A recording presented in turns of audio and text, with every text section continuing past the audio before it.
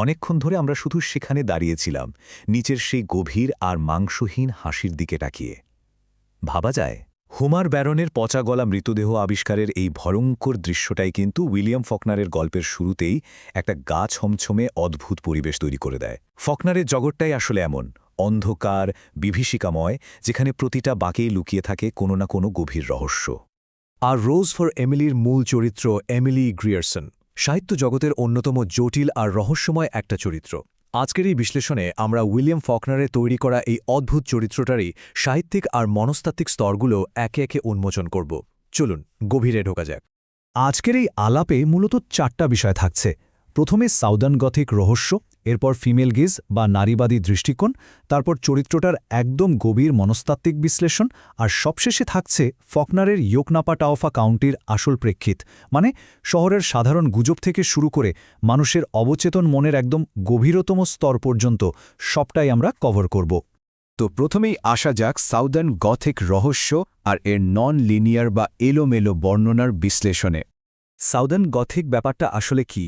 সহজ কথায়, এটা সাহিত্যের এমন একটা ধারা যেখানে আমেরিকার পুরনো দক্ষিণাঞ্চলের ঐতিহ্যের সাথে অদ্ভুত সব বিভীষিকাময় ঘটনা আর গা ছমছমে পরিণতির একটা মিশ্রণ থাকে।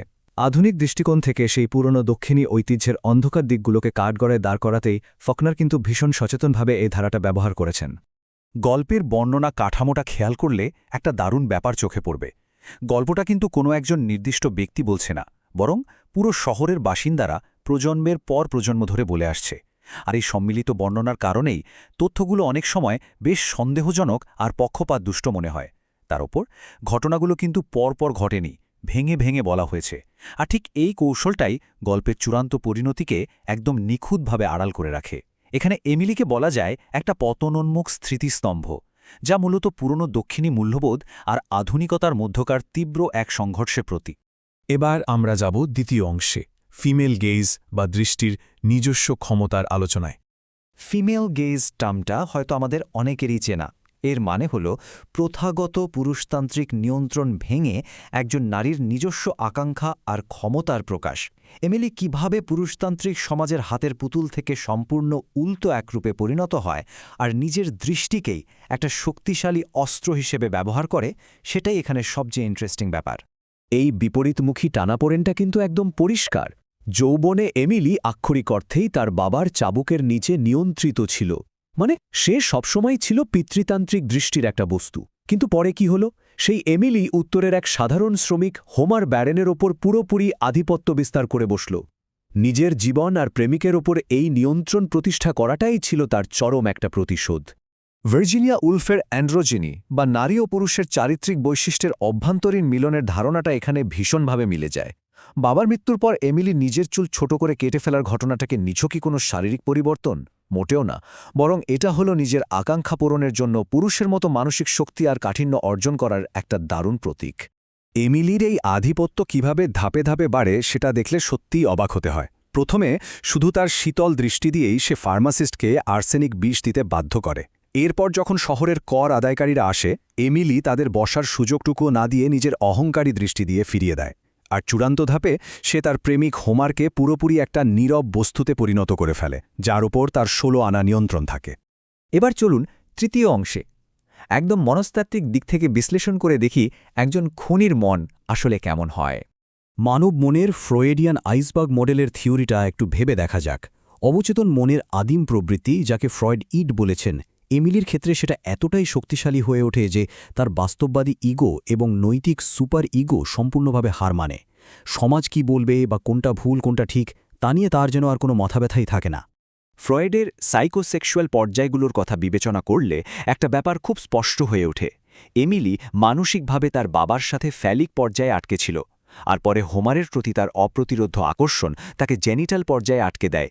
কাছের মানুষদের যে কোনো মূল্যে যে কোনো উপায়ে আঁকড়ে ধরে রাখার এই অস্বাভাবিক তীব্র আকাঙ্ক্ষাই কিন্তু তার জীবনের সবচেয়ে বড় মানসিক বিপর্যয় ডেকে আনে। লাখানের মিরর স্টেজ তত্ত্বের এই ব্যাপারটা আরও চমকপ্রদ। বাস্তবতার রূঢ় আঘাত বা দ্য রিয়েলকে এড়ানোর জন্য এমিলি কল্পনার জগতেই নিজের একটা ভ্রান্ত পরিচয় তৈরি করে নেয়। বাস্তবের মৃত্যু বা বিচ্ছেদ কোনোটি সে মানতে একেবারেই নারাজ। নিজের তৈরি করা এই কল্পনার জগতে সে নিজেই যেন ঈশ্বর হয়ে ওঠে, যেখানে তার কথাই শেষ কথা। এমিলির এই মনস্তাত্ত্বিক পরিণতিগুলো কিভাবে রূপ নেয় তা একটা টাইমলাইন ধরে পরপর সাজিয়ে চিন্তা করলে বেশ পরিষ্কার হয়ে যাবে। যৌবনে সমাজের এক আদর্শ নারী বা স্টেরিওটাইপ থেকে শুরু, তারপর বাবার মৃত্যুর পর সম্পূর্ণ নিশ্চুপ হয়ে যাওয়া, এরপর এক রহস্যময়ী নারী হয়ে ওঠা, শেষ বয়সে শহরের বিরুদ্ধে চরম বিদ্রোহী আচরণ এবং একদম শেষে একজন নেক্রোফিলিয়াক বা মৃতদেহের প্রতি আসক্ত মানুষে পরিণত হওয়া। এমিলির এই মর্মান্তিক মানসিক রূপান্তর সত্যি শিউরে ওঠার মতো। আর এর মধ্যে সবচেয়ে গুরুত্বপূর্ণ পয়েন্টটা হলো এই সংখ্যা ৩। বাবার মৃত্যুর পর এমিলি ঠিক ৩ দিন পর্যন্ত সেই সত্য অস্বীকার করেছিল এবং মৃতদেহটা আগলে রেখেছিল। এই ৩ দিনের অস্বীকৃতিই ছিল তার মানসিক অক্ষমতার একদম প্রথম আর সবচেয়ে বড় একটা লক্ষণ। এটা প্রমাণ করে দেয় যে সে মানসিকভাবে কাউকেই ছেড়ে দিতে প্রস্তুত ছিল না। একদম শেষ অংশে চলে এসেছি আমরা। ইয়োকনাপাটাও ফাকাউন্টি মানে ফাকনারের সেই অদ্ভুত জগৎটা নিয়ে একটু কথা বলা যাক।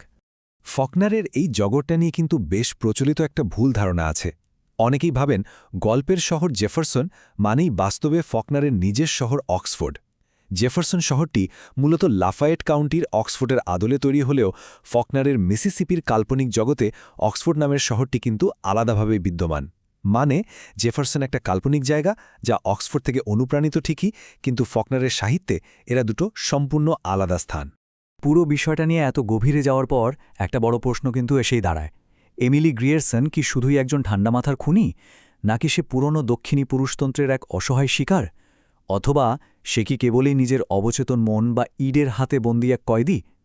এই ৩টে ভিন্ন দৃষ্টিকোণ থেকে বিচার করার পর এমিলি চরিত্রটিকে নতুন করে মূল্যায়নের ভারটা না হয় দর্শকদের হাতেই রইল।